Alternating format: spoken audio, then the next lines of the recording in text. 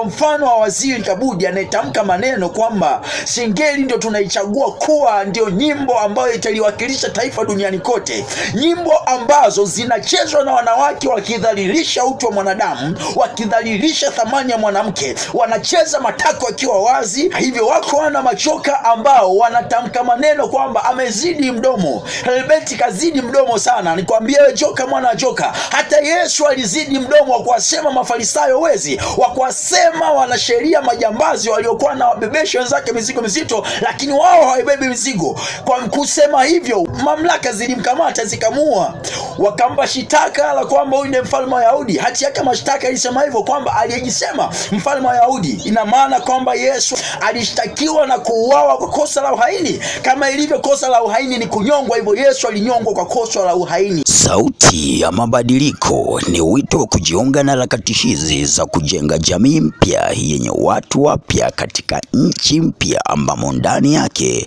hakitasikika kilio. Njia anayoipita ni ya mateso, ni ya dhiki, lakini kwa kuwa mimi ni mwanafunzi, inanipasa nami kuipita njia hiyo.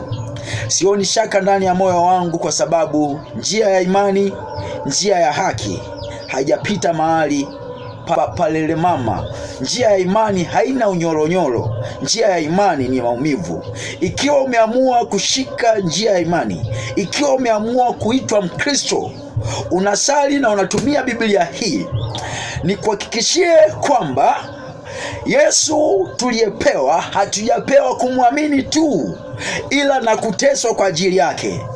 Ikiwa unaona unamwamini na hauoni dalili, hauoni namna za injili unayohubiri, mwenendo unaoenenda nao ni kwa unawapetipeti waovu, unawapetipeti wazinzi, unawapetipeti wabadhilifu wa mali, unawapetipeti wala rushwa, wadhulumaji, wanaotamka maneno ya hovyo. Kwa mfano wa Waziri Kabudi anayetamka maneno kwamba singeli ndio tunaichagua kuwa ndio nyimbo ambayo italiwakilisha taifa duniani kote, nyimbo ambazo zinachezwa na wanawake wakidhalilisha utu wa mwanadamu, wakidhalilisha thamani ya mwanamke, wanacheza matako yakiwa wazi, wanacheza wakiwa wamebinua matako, wanabinuka matako, wanasema waziri ndio anasema tutambulishe kwa nyimbo ya namna hiyo.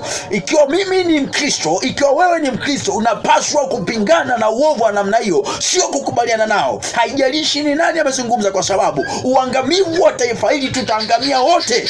Hata wewe unayeitwa Mkristo utaangamia, na aliye muovu ataangamia, kwa sababu ukishakaribisha maovu ya itawale nchi, mkono wa Mungu unaondoka katika nchi. Ukristo wako utakuwa wapi kama utaona maovu na utakalia kimya? Wako majoka, wana majoka wenye sumu ya kudhuru, wenye vinywa vinavyonena makufuru ya kudhuru. Ndio maana nawaita majoka. Nikikuita joka na maanisha kwamba wewe unatamka maneno, una maneno ya madhara yenye kudhuru.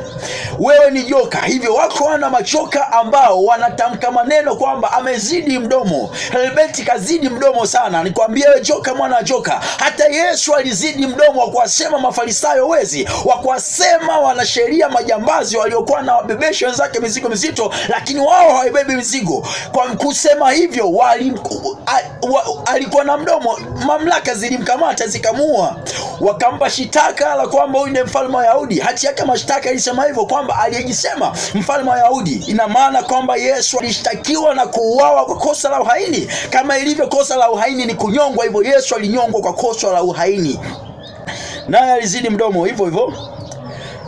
Ikiwa alisema mimi ndiye njia, kweli na uzima, mtu haji kwa Baba isipokuwa kwa mimi, basi muwe na hakika kwamba aliyoyafanya Yesu, anayoyafanya Helbeti, basi nami itanipasa kuyafanya.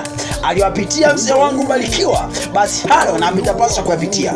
Hiyo ndio njia ya imani, hiyo ndio njia ya imani. Hakuna imani utakayoitungua popote hewani kusijulikana. Imani inakuja kwa kuigwa.